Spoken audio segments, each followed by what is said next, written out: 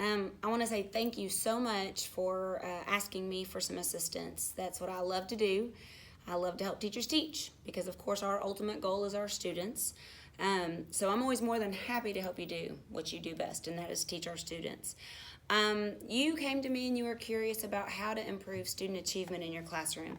So after doing several classroom observations and writing down some of the great stuff that you're doing, I wanted us to look over what I documented versus how that compares to what our administrators are looking for when they come to do our test evaluations.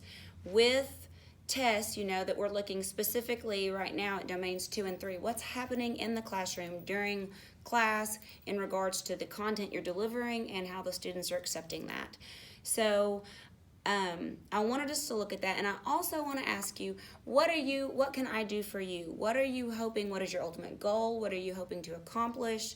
So that way we can know what's going to make you happier as a teacher, which is going to also make your students happier, and then ultimately all of the achievement is going to go up in your classroom. The students are going to buy into you because they're going to have a rapport with you. So they'll see you taking more of a vested interest in them, and the returns are going to be great. So I think that teacher-student relationship is what's going to help drive you in the classroom.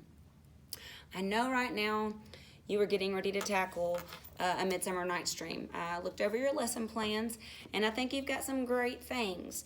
I want to see what we can do to help tweak what you have and what you would already be doing to see if we can add a little bit of energy to the classroom to help your students buy into what Shakespeare is selling. A lot of times students feel like something that was written so long ago has no application or relevance to today's society. This is complicated, and it was something written over almost 600 years ago, so they're going to have a difficult time seeing how they fit into that picture. So as an English teacher, I feel like characterization is huge. Knowing and examining what a character does, what a character says, what a character behaves like, what they say or don't say, how they dress, their body language, all of those things make up characterization. And if students can discover themselves within a character, then they are going to ultimately understand the motivations of a character, and that's, of course, what helps propel the plot. A character's part in a plot helps to propel it. And with A Midsummer Night's Dream, the first activity I thought of for you is going to be having students apply what they've learned. So this first activity is going to be teacher-led initially, and then the students are going to take over and they're going to help to teach one another. You are going to go through the complicated cast of characters for A Midsummer Night's Dream. And that, you know, the characters, we've got mortals, we've got fairies, we've got a complicated love knot that gets more complicated by the interference of a fairy. And so helping them to make those connections that, hey, sometimes my friends and I, we argue, or sometimes my dad is kind of controlling, or my mom does tell me what to do. All of those things are in this piece of work that was written by Shakespeare 600 years ago. So helping them to realize that some of the same struggles that they face every day is automatically going to help them engage. So one of the things I like to do is I would like you to give your students a rubric.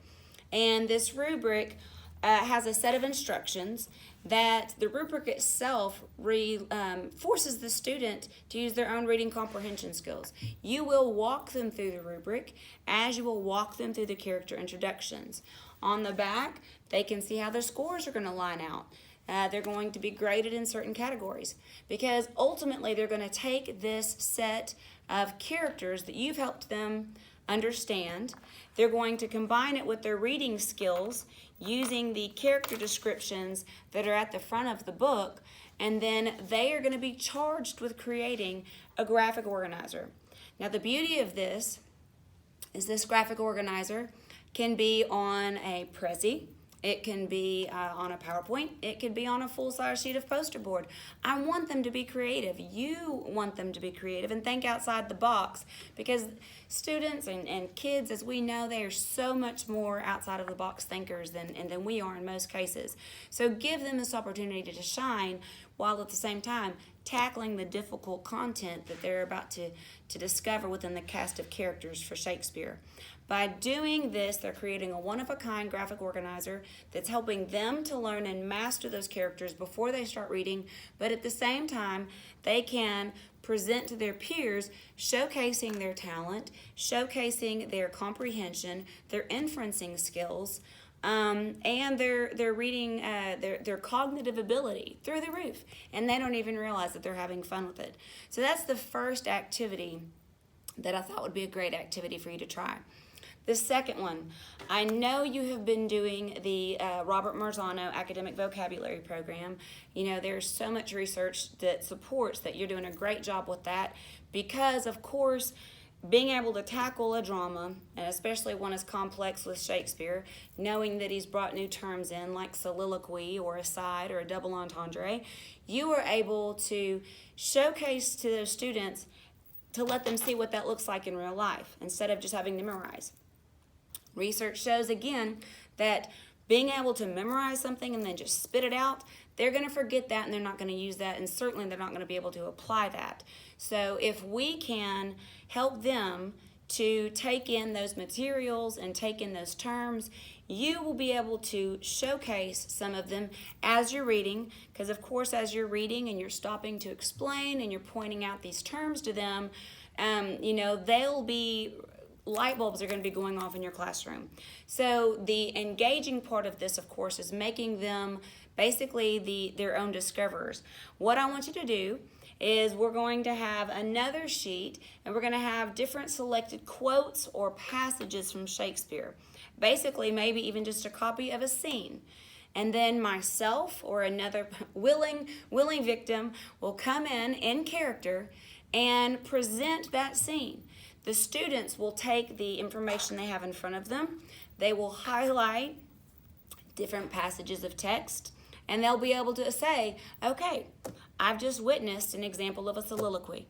Okay, here's an example of dramatic irony, because the audience members know more than the characters on stage know. So by having someone come in, they're all engaged, they're all participating, they're all in the text, working within the text, and I think that's going to be a great activity for them.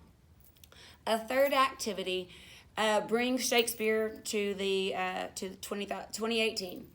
They're going to use the tool they know best, their cell phone.